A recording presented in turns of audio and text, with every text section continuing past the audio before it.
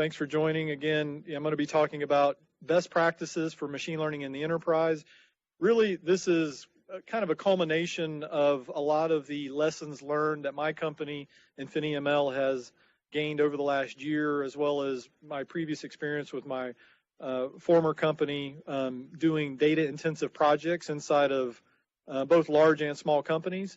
And so I just wanted to share with you some of the main lessons learned over that period of time, as well as, have a dialogue if you have any questions related to what we're seeing, as it relates to machine learning, some of the interesting applications that we're seeing.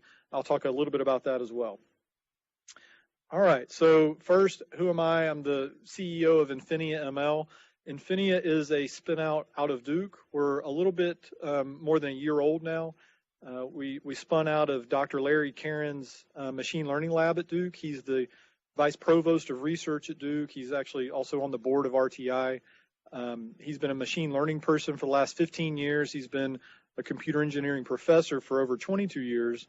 And his team was getting an increasing number of machine learning project requests coming into his lab at Duke.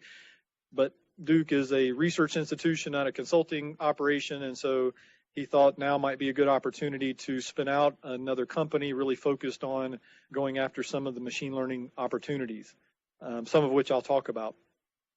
My background, originally I started my career at Cisco. I worked there for 13 years, ultimately left as a distinguished engineer working in a bunch of different departments at Cisco, ultimately kind of finished my career at Cisco designing protocols for networking routers. And so as exciting as that sounds, I was looking to do something a little bit different. And so I started my first company, which was called StatSheet originally, and now it's called Automated Insights. Originally, it was a sports analytics company, mostly because I'm a big UNC basketball fan, and I really wanted to be able to answer some questions I had about UNC basketball, so I started a company. It sounds like a great idea. The sad part of that story is I actually just had finished up getting a couple of master's degrees from MIT, and I went there with the thought that I'd learn how to start a company. And after all of that, I came out and started a sports analytics company in the cash poor area of media. So I don't know if I learned a lot there, but anyway, started Automated Insights, which is still kind of growing strong in downtown Durham, is where they're based.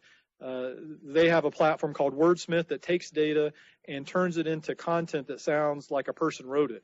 So you can think of it as automating the quantitative analysis side of things. And so instead of just maybe looking at dashboards to try to interpret results, they have a platform that can automatically turn that data into the written word that will summarize the dashboard in a few sentences. We were acquired by Vista Private Equity in 2015. I stepped back a couple years later, decided to go back to school, UNC, to work on my PhD in computer science. And then about 9 months later is when I met Dr. Larry Caron, and we decided to do Infinia. All right, so just real quickly, I'd like to get a lay of the land in terms of the audience. Just by a quick show of hands, how many of you would consider your machine learning experience level to be pretty experienced? Okay, just the one gentleman here, okay.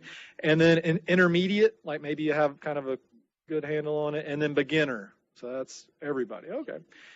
And then your job is technically oriented, that is programmer, data science, analyst, or maybe more business oriented. Okay, all right, that's good to know. All right, so the first thing I'll mention that might be relevant, and so I was planning to go into some technical depth on the latest deep learning networks, but I'll save that for another time. I'll just kind of keep this focused on mostly some of the business applications that we're seeing, and again, the lessons learned. Something that might be interesting to you is we earlier in the year did a collaboration with HFS Research, which is a pretty large research analyst, and they went out and surveyed 153 data science decision makers across the Global 2000 and asked them a bunch of questions related to their adoption of data science, machine learning, and other related topics. And so a lot of interesting things came out of that, some of which I'll talk about in this session, but you can actually download the report by going to infiniaml.com/report. So if you're curious as I talk about it, you can get that there. Okay, so I'm going to go through a series, I think it's 5 lessons hopefully some of these will be non-obvious. The first one is machine learning is not overhyped. And that maybe seems like a kind of a big statement because, we all know how much machine learning is hyped.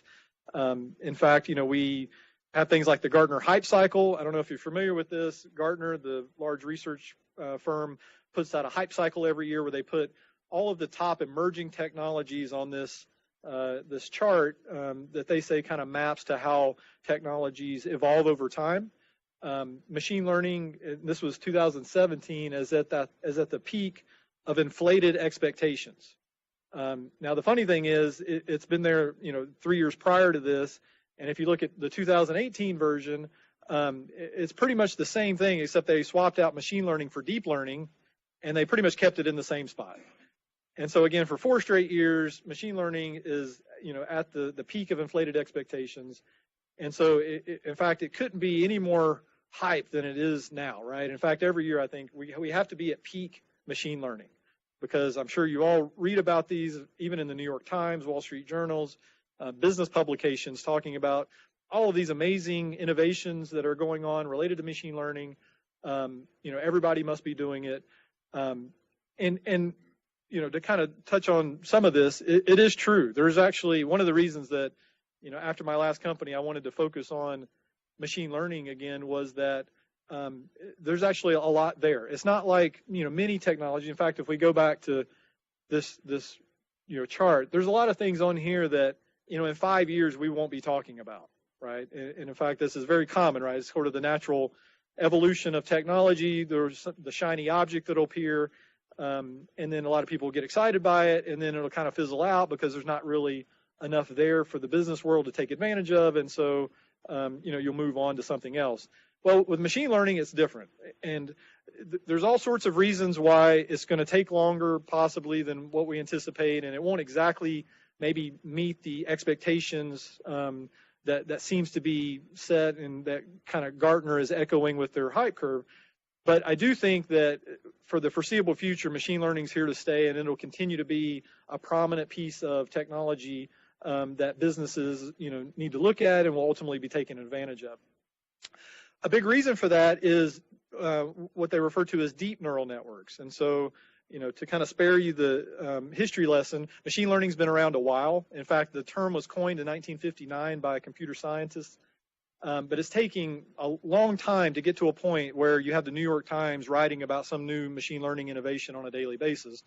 The primary reason for that is a lot of the good stuff that's happening today is around deep learning, which is a relatively newer aspect of machine learning that takes advantage of a specific type of computing power, predominantly GPUs, graphical processor units, which have only become prevalent and accessible in large part thanks to the sort of game console era that's happened in the maybe mid 2000s. And so in many ways we have gamers to thank for the machine learning evolution that we're seeing today, is because now thanks to Xbox and PlayStations and all that, they needed graphical processing units, and so places like Nvidia and other chip makers started making more.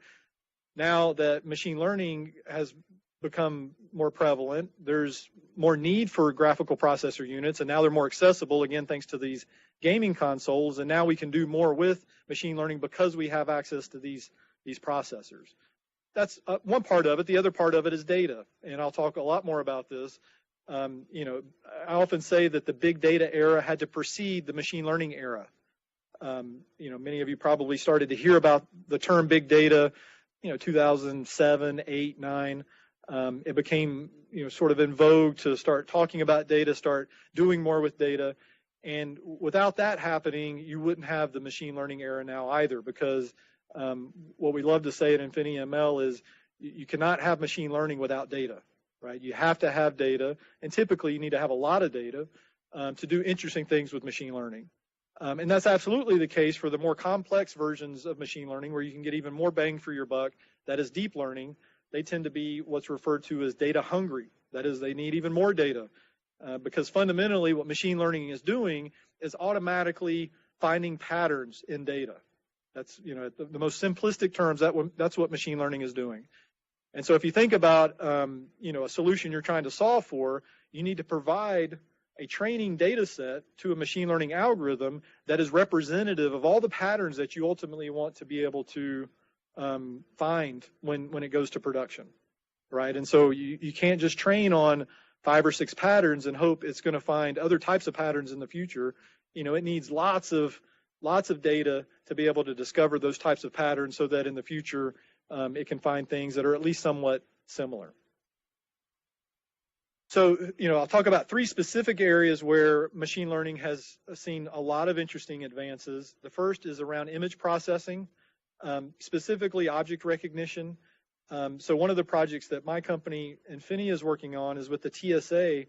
I imagine all of you have been to the airport before.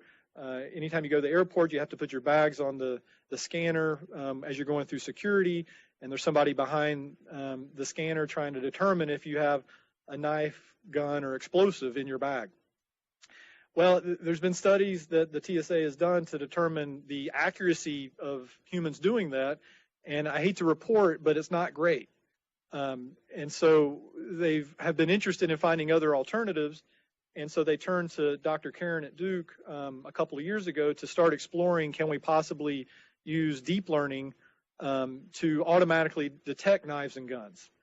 And turns out you can. And so, in fact, the technology's gotten at human level now, and we've done demos recently at Miami Airport and Reagan Airport where this will be integrated into the scanners such that instead of requiring a person to detect these things by themselves, it would be more of a notification system where we will notify somebody, hey, there's something suspicious here, take a look.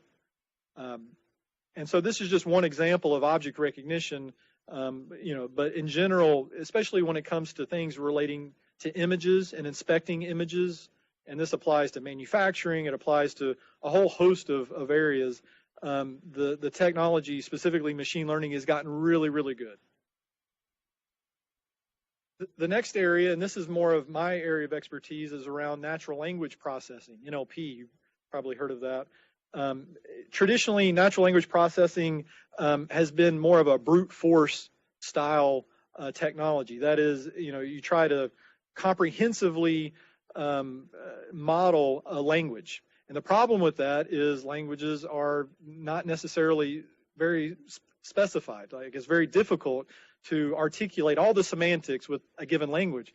Now multiply that across all the different languages that each have their own semantics. So that sort of brute force approach to natural language processing has historically not worked very well. And so NLP technologies and many of the companies that tried to advance the ball with NLP prior to machine learning, didn't have great success with it because of these limitations.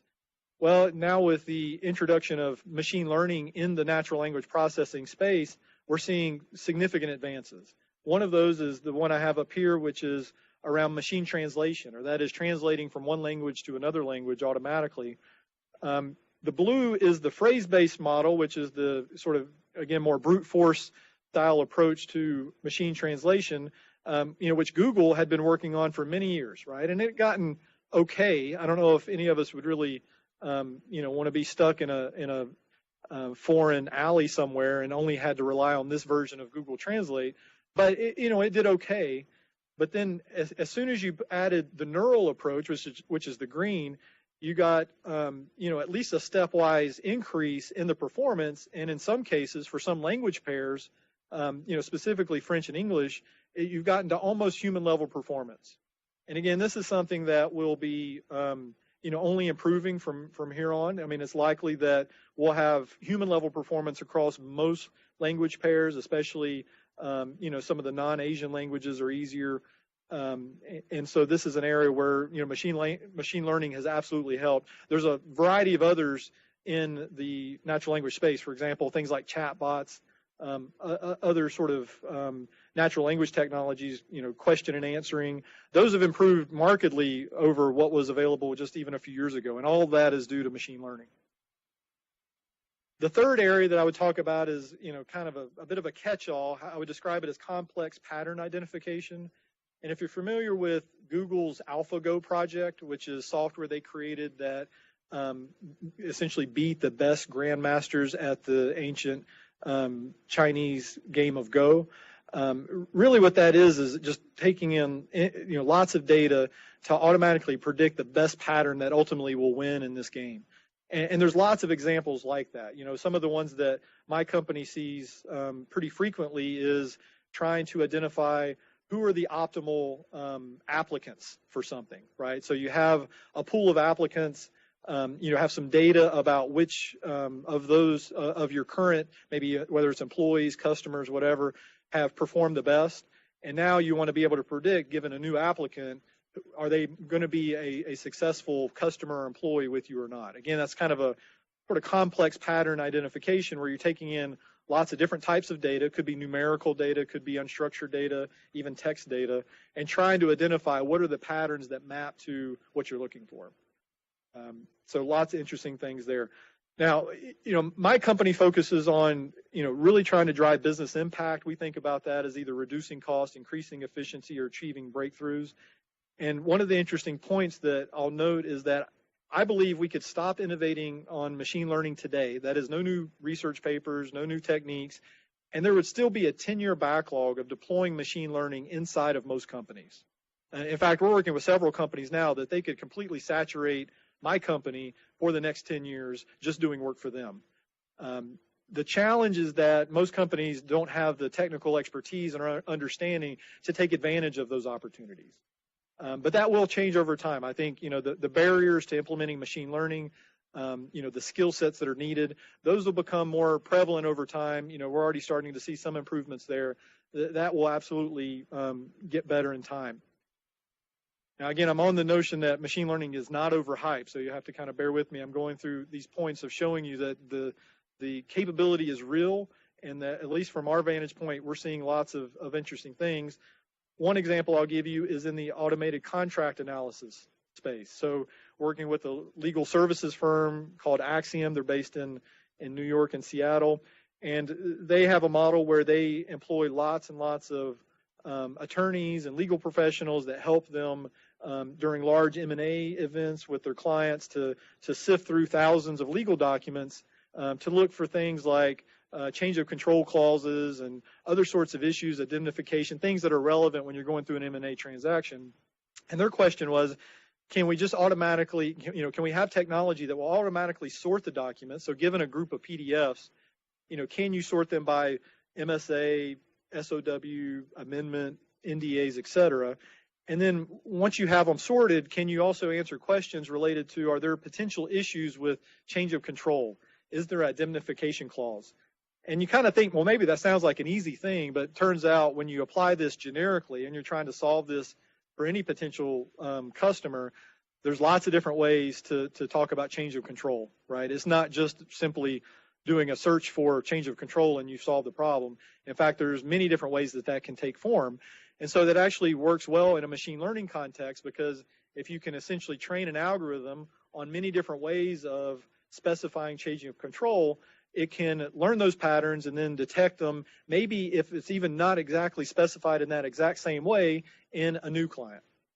And so Axiom was really happy with this. This is going to enable them to transform their business from predominantly a people-focused business to a combination of people and technology.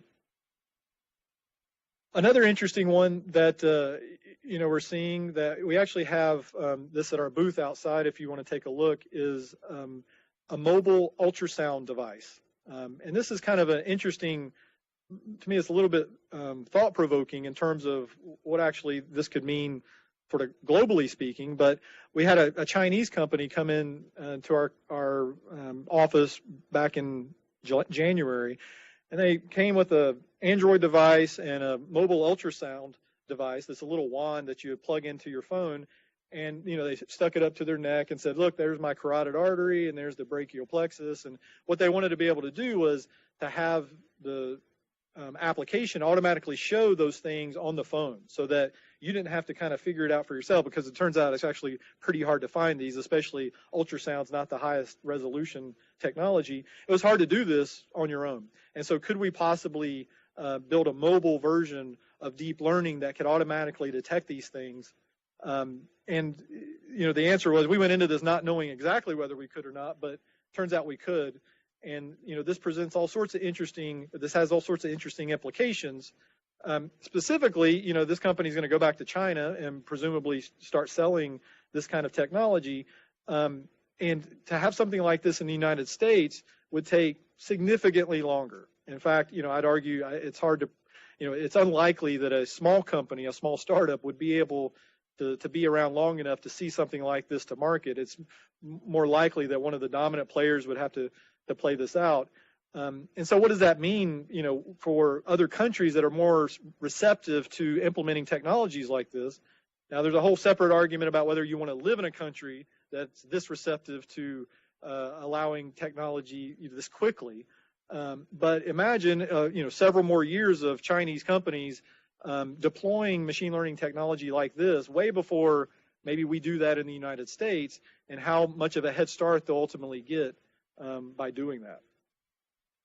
And then the last example I'll show is it was a local project that we worked on, Align Technologies. They have a large presence in the Triangle. One of their challenges is that they, if you've used Invisalign, they're the makers of Invisalign, the retainers. The big challenge with them is, in order to really understand the impact of Invisalign for you, you have to go see an orthodontist. They have to go get a mold made. It's kind of a bit of an invasive process just to understand what kind of impact would Invisalign have for me. And so what they really wanted was the ability to just have, again, a mobile phone possibly, and just take a selfie, smile into your selfie, and then could it automatically show what Invisalign would do after 6 or 9 months of treatment. And so that's actually kind of a machine learning problem. It's a vision problem. And so here they employed a model that looks strikingly like me to show you what a before and after looks like. So this is actually in the Invisalign mobile application. This was an early version of it, where the before was on the left and the after's on the right. And this actually was harder than you might think. Again, this is a common thing that I'll mention, is that oftentimes machine learning isn't going to be implemented in such a way that it just smacks you over the head that, wow, this is machine learning. In fact, I think in the next 5 to 10 years, machine learning will just kind of fade to the background, and it'll be a technology like databases of technology. That is, you won't hear about companies like mine that are leading with machine learning, because it'll become much more commonplace.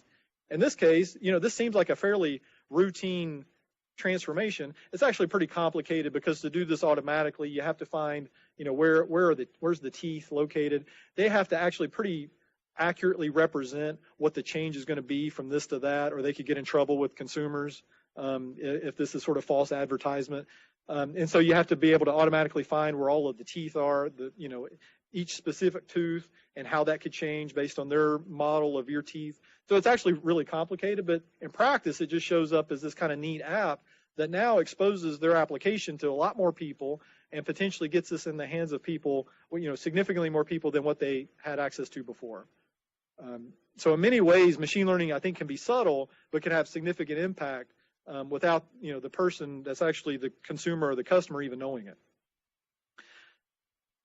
So getting back to the HFS report I mentioned before, one of the questions that was asked is machine learning is overhyped. Do you agree or disagree with this?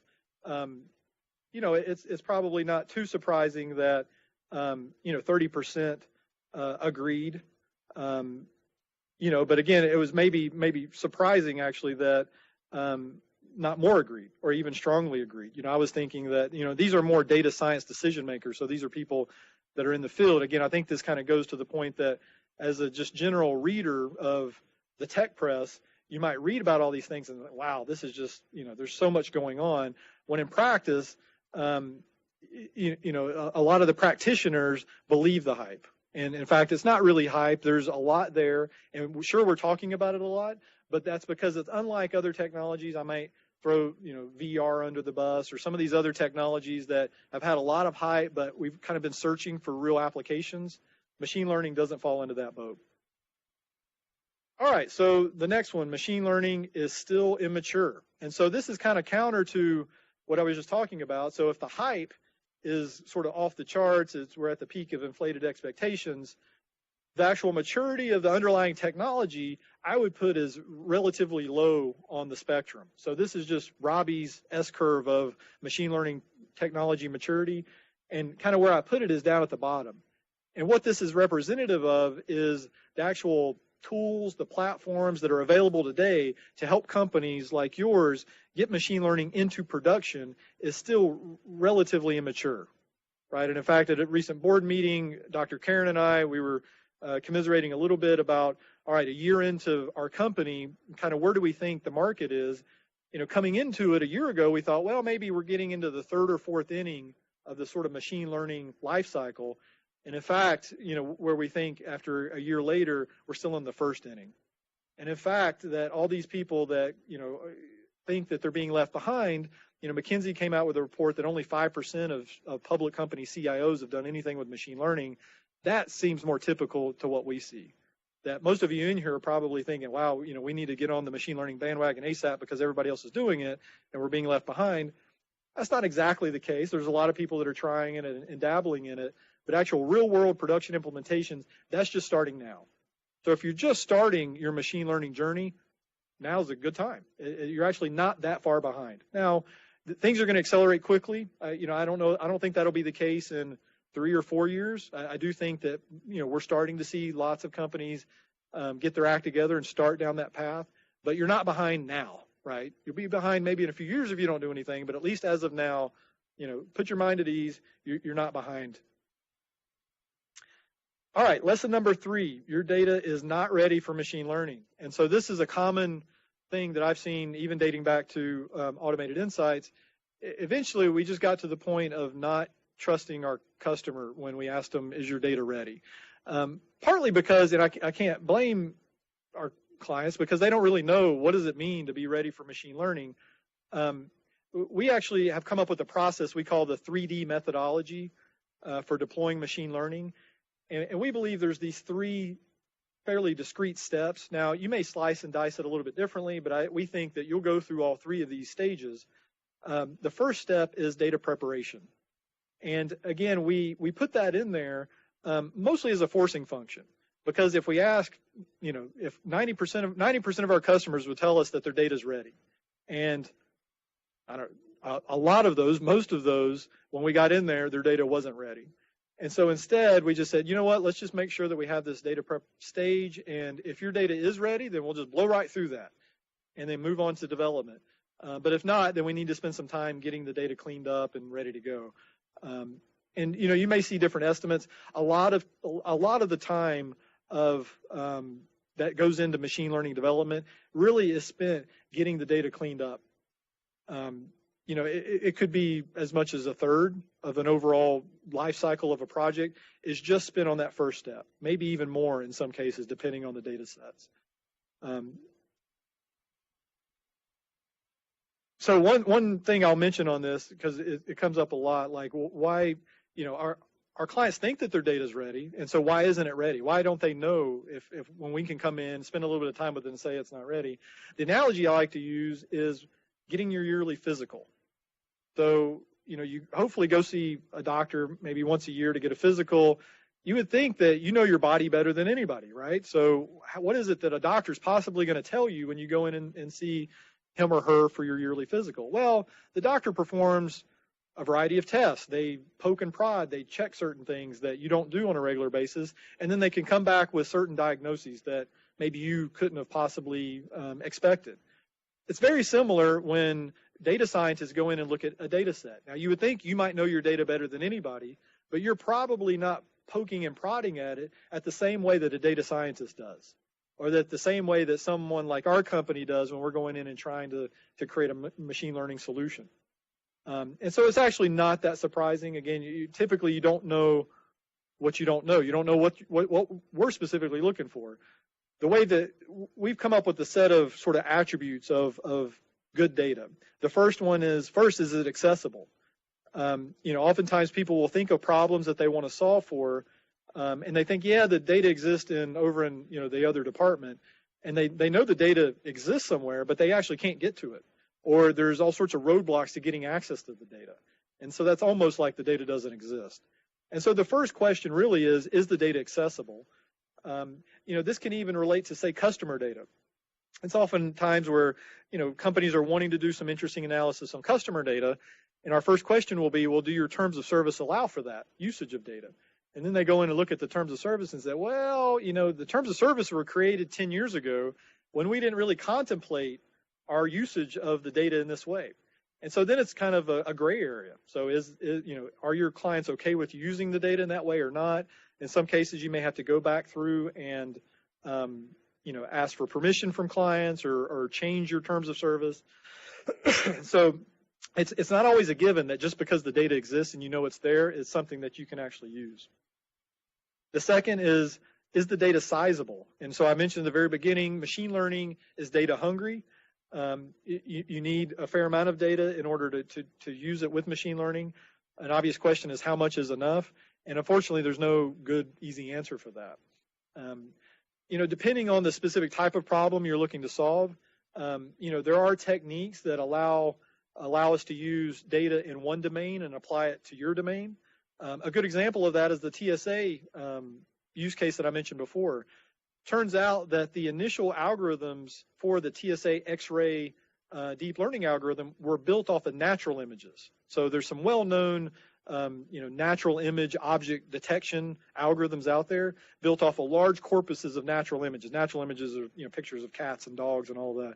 Google has access to lots of these types of images. There's well-known data sets that are in the millions of images around natural images. Well, it turns out you can build a model off of those type of images and then essentially just apply a much smaller subset of images for a specific domain like X-rays, and the performance doesn't suffer.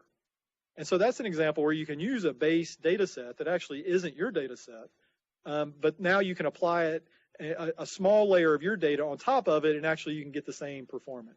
Now, again, that's a little bit of a special case. It's becoming more prominent because an obvious question, again, that you'll have is, so do I have enough data, right? And again, there's not an easy answer. Typically, it's not in the hundreds of samples. It's in the minimum thousands of samples. It's much better if it's in the tens of thousands of samples. If you're getting into the millions of samples, that's likely better. Oftentimes, it kind of depends on the volatility of the patterns that you're trying to identify. If you're trying to do a binary classification, that is either in this bucket or that bucket, it tends to be that you won't need as many samples because you're just trying to make two choices. If instead you're trying to make a prediction maybe across 10 different buckets, and the distribution is fairly similar across those, then you need a lot more samples. So the mileage will vary. Enough on that. All right, is the data usable? And so this is probably one of the top problems we face, and that's, all right, yeah, I got a data set. It's a big data set. Here you go. The issue is that, there's all sorts of problems in the data. That is, there's holes in there. We'll ask, okay, is this column not null? That is, are there any, empty spaces in the column? And, we see this all the time. No, it's completely populated. Then we get in there and do analysis. We make assumptions that it's populated, and then all of a sudden something breaks because then we find out there's all sorts of holes in that column. That's very common.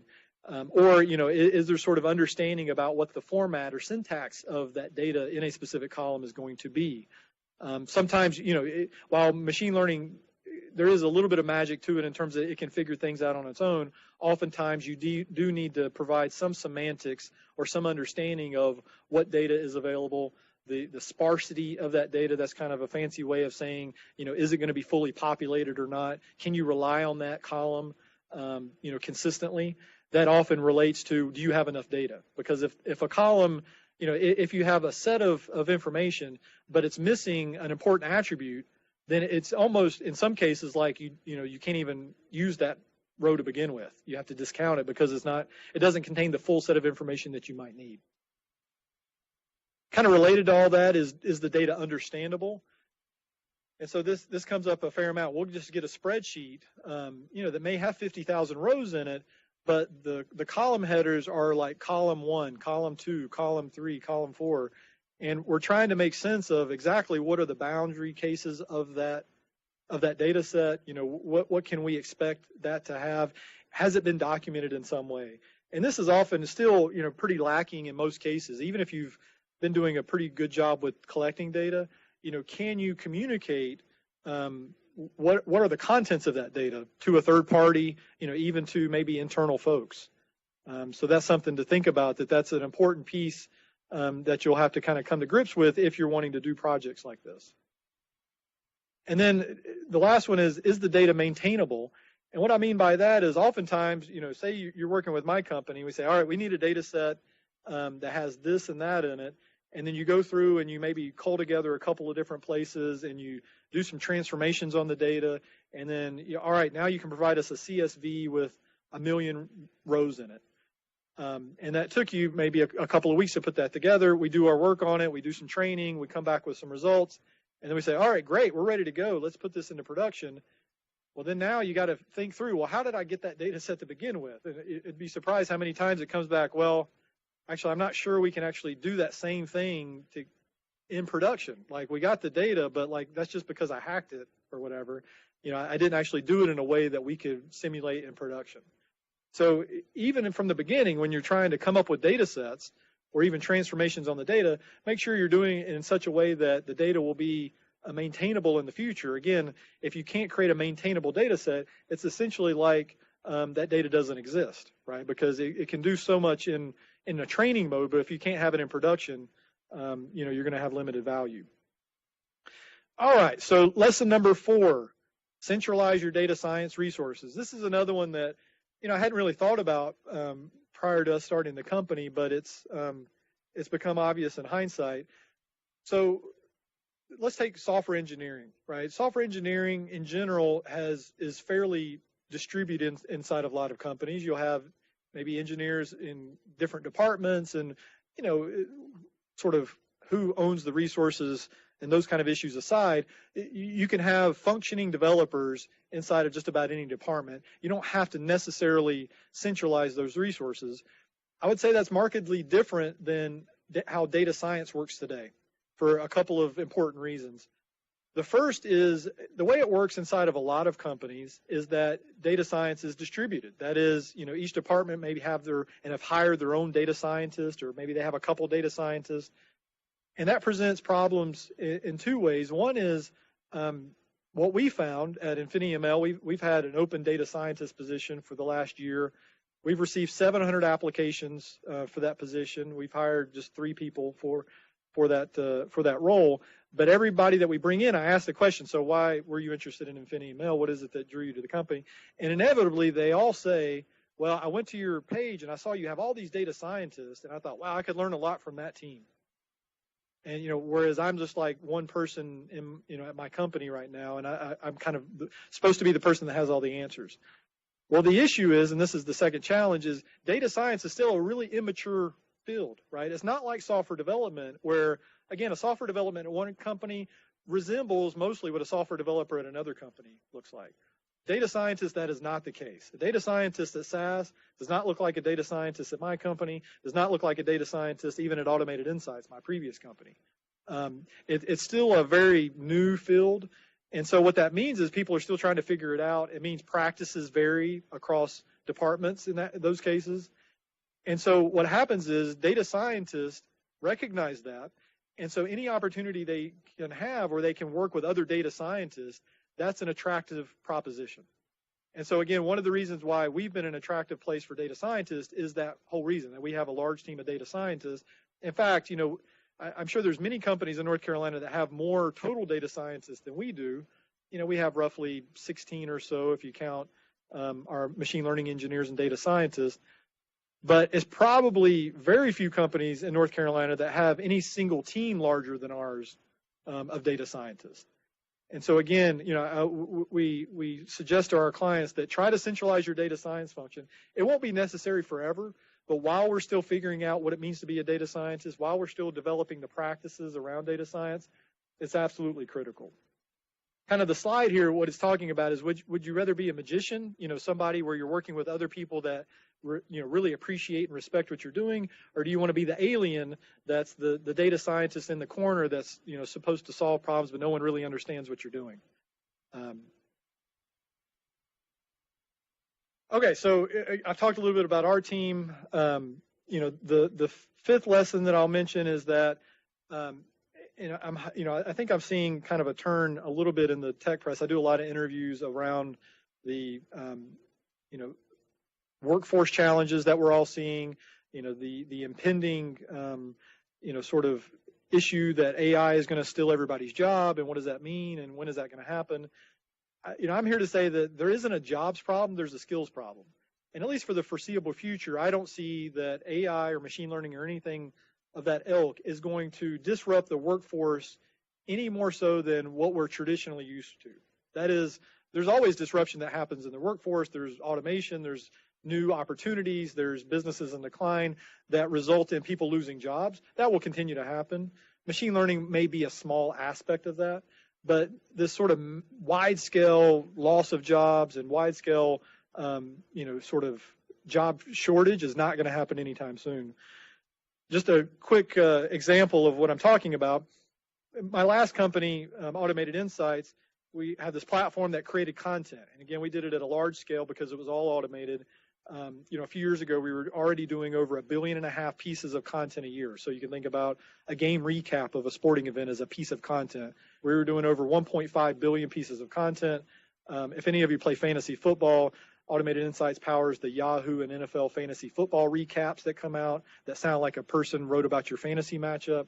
And again, there's 80 million of those that are produced every year. So anyway, lots of content being created. And so journalists love to call me up and talk about the future of journalism because they saw this and they thought, wow, you can produce something that a journalist typically provided. So does that mean that you're going to automate journalists out of a job? And so this was just a sort of rough tracking of the number of interviews that I did over this 6-year period related to the number of jobs Wordsmith, which is the name of the platform, that it was going to take.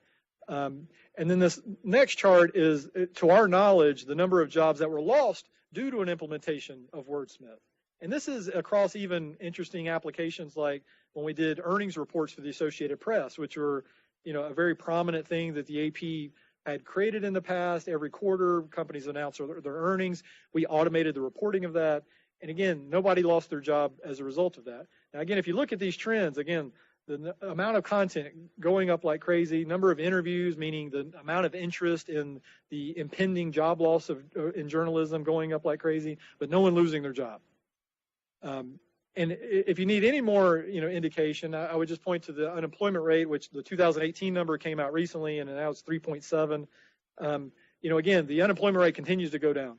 And so I could create a similar plot of probably maybe Google search terms of AI taking jobs or AI in the workforce. And again, it's going to go up like crazy. Everybody's talking about it, but in practice, it's not happening, right? Again, I don't, somebody in the back may raise their hand. Oh, no, I know somebody lost their job because of this. That's going to happen just like it's always happened in the past.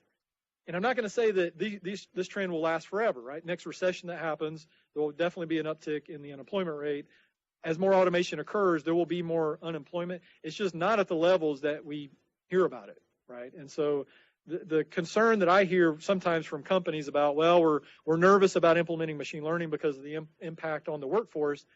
This matches also our experience that throughout the 20 projects that we did over the past year with machine learning, no one lost a job due to that implementation. In fact, there was some maybe shuffling of jobs, right? And let's see. And in fact, the jobs like this, which I like to talk about, where the job was never intended for a person to do in the first place. It's just that was all that was available at the time. To me, the TSA example is one of the best ones we have, where really, do we really think that having a person stand behind a monitor and look for tiny things on an X-ray screen, is that really the best use of a human's abilities? I don't think so. If we had technology that could do that, that is just way better than having a person do that. But people have all we've ever had before, so we had to use people for that. A lot of the jobs that are going to be automated first are going to be these kind, that they should have never been done by a person to begin with, but that's the only option we had, so we had to do that. And so those kind of jobs will be first to go. But what happens is there's going to be a lot of jobs that come behind that people aren't talking about. In fact, what we're seeing is in the machine learning life cycle, again, there's a whole new set of jobs. I call the role machine learning assistant, where you get machine learning in production. Well, it's not really machine learning if you stop training it when it's in production. In fact, you want it to continue to train while it's in production on production data. But the only way it can do that is if you have a person that's helping to guide it and teach the algorithm over time whether the predictions it was making were accurate or not, so that it can have that sort of feedback loop. And so there's a whole set of new types of jobs that will be coming in the future that I refer to as machine learning assistant that will help us kind of, it won't be that machine learning comes in and takes their jobs. Maybe it moves their job from strictly data entry to up the value stack into helping improve the accuracy of the solution that's being delivered. So I think in some ways there's maybe potentially a bright future where we could have people that can provide more value relative to what they do today, because we can help, they can provide part of the solution to make the system better as opposed to just strictly putting in data. Now, the issue, as I mentioned, I don't want to kind of gloss over it, make it sound like, this is just an easy problem. There's still a skills problem, right? Again, I mentioned at the very beginning, there's this 10-year backlog of deploying machine learning. The primary reason for that is because we don't have enough people that understand machine learning and its ilk to be able to implement it inside of organizations. And so there is a challenge. We do have a skills problem that we need, to help with training. And these are just, these issues are really just starting to come to the front now. I think you'll start to see more solutions in the next few years, but frankly, there's not a lot of great solutions right now. Now, there's all sorts of online materials, Coursera, Udacity, there's just a gazillion training classes you can take online now, but that's not always exactly what's needed. There's a strong sense of experiential training that's required. That is, once you have the book knowledge, to actually try it out, that's required. The analogy we like to give to that, since, I guess I keep playing on the medical field, is like when you're a doctor. Doctors go to medical school for many years and they're doing all this book training, but they're really not a doctor until they go and do their residency and they're actually practicing for a while. Then once they've done that, now they can be considered a doctor. In the data science machine learning space, it's kind of similar right now. There's all sorts of book training, there's all sorts of Coursera courses you could take, but if you don't have that apprenticeship, if you don't have that experiential training, you're not effectively a real data scientist yet. All right, so again, this point is just, I still believe, at least in the foreseeable future, and people love to make prognostications, I'm sure you hear them all the time, and 30 years from now, we'll have artificial general intelligence, that is, we'll be able to replicate what a human can do in software. I think those are extremely difficult to prognosticate. I have a hard time predicting what's going to happen in 2 or 3 years. Anybody that say they can accurately predict something in 10 to 20 years, I just don't buy it. I think at least for the next 5 to 10 years, again, it's going to be humans and software working together to provide better solutions than what either of them could do on their own. And oftentimes I like to think about this in terms of my kids. I have an 11-year-old daughter and a 4-year-old son. I think my daughter, the world will look relatively the same by the time she's in college and the workforce. My 4-year-old son, I don't know. We'll see. That's a lot of time between now and the time he's in the workforce. It'll be interesting to see this play out over the next 20 years. Okay, real quickly, I have 5 more minutes, and I just want to talk about a few things, speaking of prognostication, about what's next. So for image processing, I talked a bit about this at the beginning. Sort of my one nugget is, I think within a few years, there won't be jobs that require manual visual inspection. And what I mean by that is, especially if you can replace that visual component with some sort of digital version of it, some sort of digital imaging, the technology is getting so good now that I don't think we'll want to have people being the ones to doing that inspection of the image or video and making some sort of analysis or assessment based on that. That will be largely replaced with machine learning-like technologies. Natural language processing, I think in a few years, all document analysis jobs will also have a heavy machine learning component. Again, when you're talking about examining large sets of documents and trying to answer questions about those documents or trying to ask questions of those documents, it's just not something that people are ideally suited to process, right? We're just not going to be good at processing 100 documents and answering questions about them. But that's almost exactly what machine learning-based natural language processing technology is good at.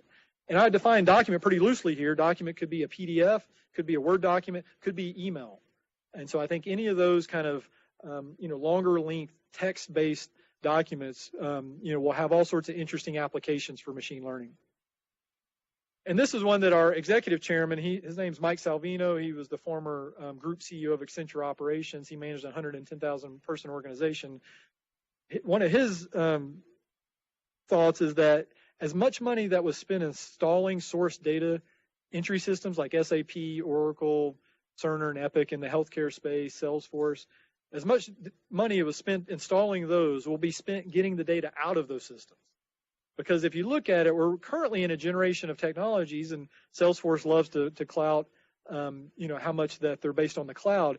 They still were not really built for machine learning integration, right? They were not built to easily get the data out and manipulate the data in interesting ways.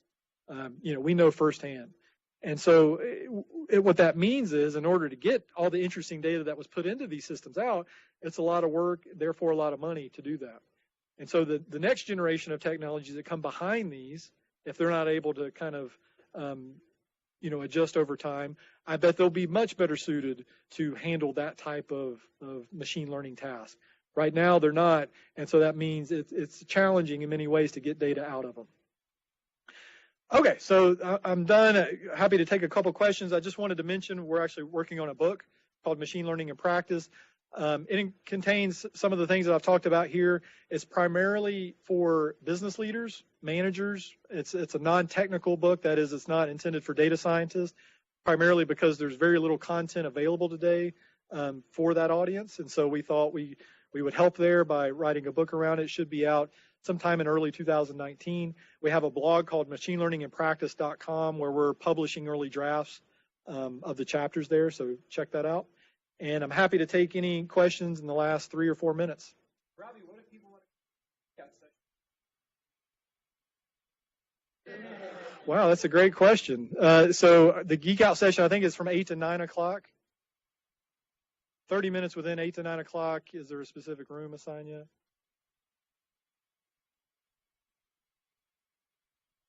All right, so we actually don't have a lot of answers related to those questions, but we do have a booth down at the end of the hall. Please come by and see us. We don't have one of those fancy robots.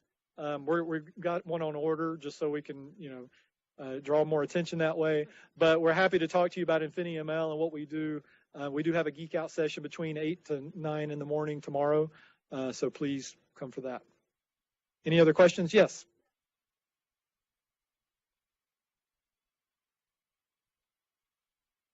Yeah, good question. So, and I'm going to repeat it because they want me to repeat it. The TSA actually approached Dr. Karen in his machine learning lab. And in fact, you'd be surprised actually the TSA and other government agencies are pretty forward thinking about these things. They have a lot in this, right? I mean, imagine how many people they employ to look at X-ray scanners when they could be doing other things. Yes.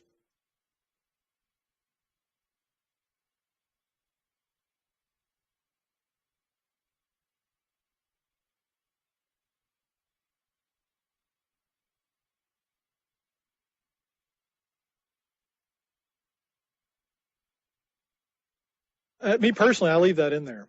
But sorry, that was a joke. Not good, James? No. So there's actually techniques to, and I've been meaning to look at that because it got so much press. I was curious, like, the bias detection gets so much attention now. I'm surprised that Amazon, who has all these machine learning people, would not be looking for that.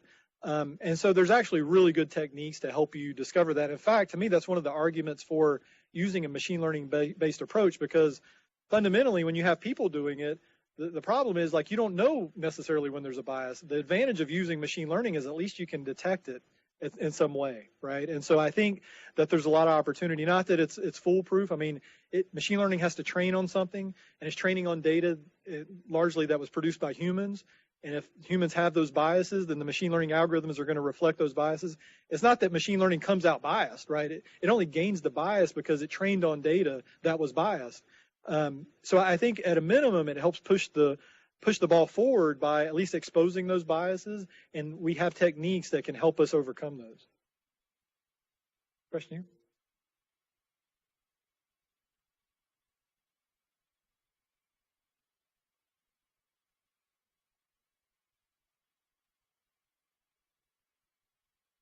Yeah, good question. So if so much time is spent in the data preparation stage, what do you do when you're in production and now you have, production data quality problems. In fact, in some cases, people punt on these issues. There's some well-noted examples like with Uber self-driving car and some of these others where you can make a slight modification to a stop sign, and all of a sudden now it won't recognize a stop sign. And the modification could be like a piece of black tape, like that big on a stop sign, and now it completely throws off its stop sign detection algorithm. To me, there's different kind of levels of this. I think that's kind of sloppy in many ways. Oftentimes people think, well, it has to be a pure machine learning approach, and then that can result in these types of issues. In general, what we see, and actually I would say maybe even half of the projects we did last year, they combine machine learning plus a rules-based approach, right? So it's not the case, I think, that you can always get away with just saying that, we're going to be able to automatically detect any errors and, it can figure those out on its own. Typically, it's going to require some amount of sanity checking, some amount of fixing processes downstream so that bad data doesn't get into production to begin with, or at least you screen it, because otherwise you'll have that same problem. All right, maybe one more question? Yeah.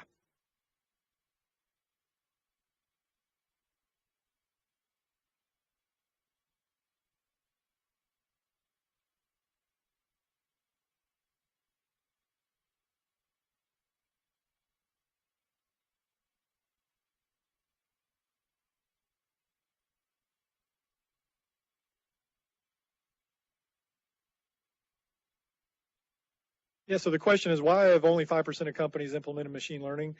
I think it's just because it's so early. Again, we all have this mindset that we read about it, and so we think everybody must be doing it, when really, and part of what I wanted to try to relay here is you shouldn't have a complex, right? Like, you're not behind. I think things are following the natural course. It's just 2012 since deep learning even really became a viable technology. And again, the technology maturity is still relatively low, meaning you don't have a lot of good tools to help you get this into production. And so we're just now, like I was saying, getting to the point where, I'd be surprised if in 2 or 3 years it was still 10%. I think it's going to start to accelerate quickly because we're finally getting to that point where I think more people are talking about it, and there's going to be a lot more tools developed over the next 5 years to help with those problems. But I don't see it that companies are behind or why haven't they done more of it. I just think we're just now kind of getting started. All right, I think we're out of time, but I'll stay up here afterward, happy to answer any questions. And again, please go see our booth at the end. Thank you.